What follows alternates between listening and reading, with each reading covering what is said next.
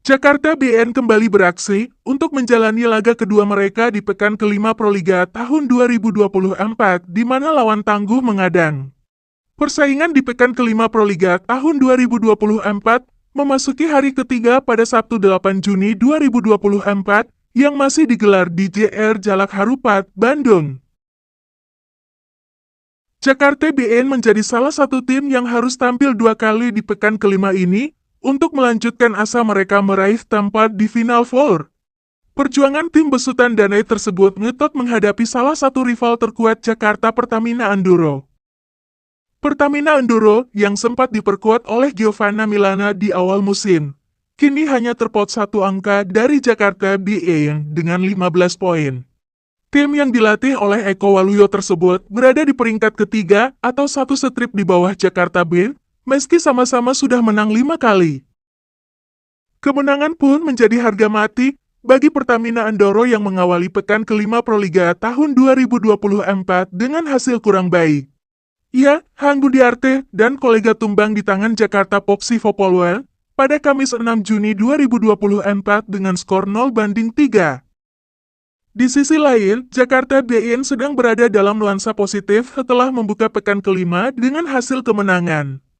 Mengandalkan Megawati Hangestri Pertiwi sebagai ujung tombak serangan, Jakarta BN mengalahkan Gresik Petrokimia Pupuk Indonesia 3-1.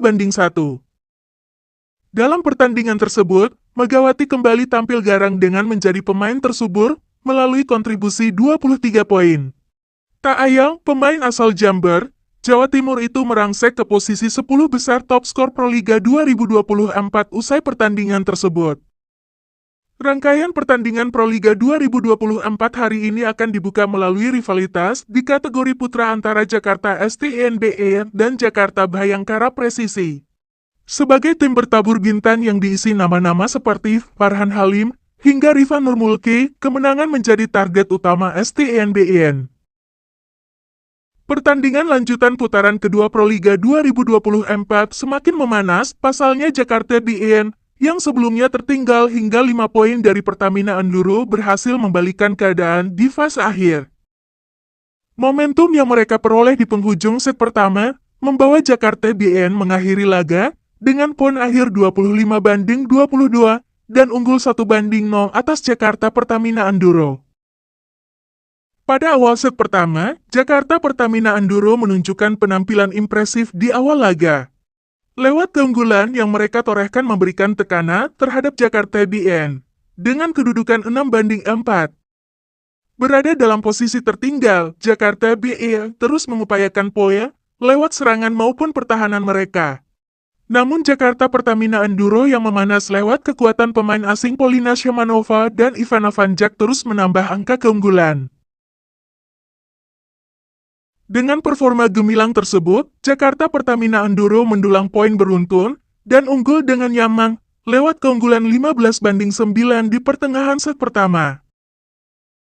Ditambah Polina Shamanova yang memanaskan sulit untuk dibendung dan menjadi kunci poin bagi Jakarta Pertamina Enduro.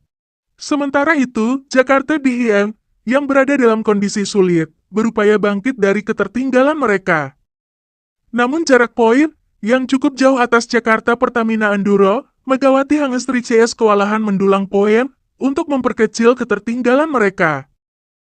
Kendati demikian, di kubu Jakarta Pertamina Enduro Ivana Vanja juga memberikan reaksi positif bagi tim. Poin-poin serangan terus didapatkan dan melebarkan keunggulan Jakarta Pertamina Enduro yang memimpin dengan kedudukan sementara 19-15. Namun, dengan memperbaiki performa mereka di sisa pertandingan set pertama, Jakarta BN mulai bangkit dan mendapatkan 2 poin beruntun dan memepet keunggulan kubu lawan. Selanjutnya, kesalahan yang dilakukan Jakarta Pertamina Enduro memberikan keuntungan bagi Jakarta BN yang berhasil menyamakan kedudukan 20-20. Berbalik unggul, Jakarta BN berhasil mendulang poin beruntun dan memimpin dengan poin 23-21 atas Jakarta Pertamina Enduro di fase akhir. Artinya Megawati Hangestri DKK hanya butuh 2 poin untuk menutup set pertama dengan kemenangan.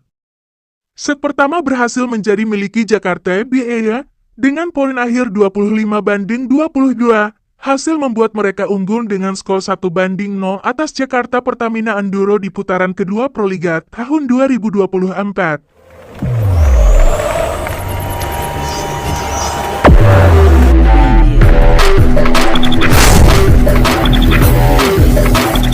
Ducati akan segera mengumumkan rekan baru Francesco Bagnaia menyusul kepastian bergabungnya Jorge Martin ke Aprilia Racing musim depan. Manajer Ducati, Davide Tardozzi mengatakan pihaknya akan merilis nama sebelum gelaran MotoGP Belanda tahun 2024. Jorge Martin, yang sebelumnya dikabarkan bakal menjadi pembalap Ducati Lenovo di MotoGP tahun 2025, secara mengejutkan sudah memutuskan masa depannya. Pembalap asal Spanyol itu memutuskan bergabung ke Aprilia Racing untuk menggantikan posisi Alex Espargaro yang telah menyatakan pensiun di akhir musim. Sementara, Ducati Lenovo dikabarkan sudah memilih rekan Francesco Bagnaia untuk balapan musim depan. Kabarnya pembalap Gresini Racing sekaligus juara 6 kali MotoGP, Marc Marquez bakal mengisi tempat di Ducati Lenovo. Sedangkan Enea Bastianini, yang sedang menjadi pembalap Ducati Lenovo dirumorkan bakal meninggalkan pabrikan Borgo Panigale, Italia tersebut. Menurut rumor yang beredar, Enea Bastianini akan bergabung dengan KTM. Davide Tardozzi pun meminta maaf Ducati membuat kesalahan dengan Jorge Martin yang memilih hengkang ke Aprilia Racing. Ia mengatakan ingin mempertahankan semua pembalap di Ducati, tetapi tak bisa melakukannya. Kami cukup tenang. Meskipun mengetahui bahwa sayangnya kami harus berbuat salah kepada seseorang, dan kami mohon maaf atas hal ini. Kami ingin mempertahankan semua orang tapi itu tidak akan terjadi, kata Davide Tardozzi dikutip dari Sky Sports Italia, Selasa 4 Juni 2024. Lebih lanjut, Davide Tardozzi mengaku bakal membuat pilihan tepat untuk Ducati. Ia pun mengatakan, sebelum balapan di MotoGP Belanda akan memberikan pengumuman saut tempat di Ducati Lenovo. Kami akan mencoba membuat pilihan terbaik untuk masa depan Ducati Corse. Kami akan mengetahuinya sebelum Asen 28-30 Juni. Saya rasa tidak banyak yang harus dilakukan, pungkasnya. Di sisi lain, setelah berita mengejutkan datang dari Jorge Martin, yang dikabarkan pindah dari Ducati ke Aprilia tahun depan, Ducati telah mengambil langkah besar untuk memastikan line-up pabrikan mereka untuk tahun 2025. Setelah dilaporkan bahwa Martin akan memenangkan perlombaan untuk menjadi rekan satu tim Francesco Bagnaia di Ducati Lenovo tahun depan, pabrikan Italia itu mengambil perubahan keputusan dramatis dan tampaknya akan memilih Marc Marquez. Ducati berharap bahwa Marquez akan bergabung dengan Pramac dengan GP25, namun juara dunia itu menolak opsi tersebut yang membuat Camp Borgo Panigale panik. Alhasil, Ducati mengambil keputusan besar untuk mengubah rencana mereka dan memilih Marquez dibandingkan Martin. Yang tersisa hanyalah kesepakatan kontrak antara kedua belah pihak dan General Manager Ducati Corse Gigi Dall'Igna mengatakan mereka berupaya menuntaskannya secepat mungkin. Tidak mudah untuk merampungkan semua perjanjian, kata Dall'Igna. Kami sedang mengerjakan ini.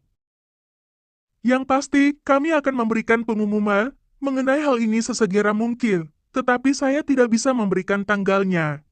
Dall'Igna berbicara sebelum berita kepindahan Martin ke Aprilia diumumkan. Otak di balik motor Ducati yang saat ini mendominasi MotoGP juga memberikan update terhadap Enea Bastianini yang menjadi pilihan kesekian setelah Marquez dan Martin.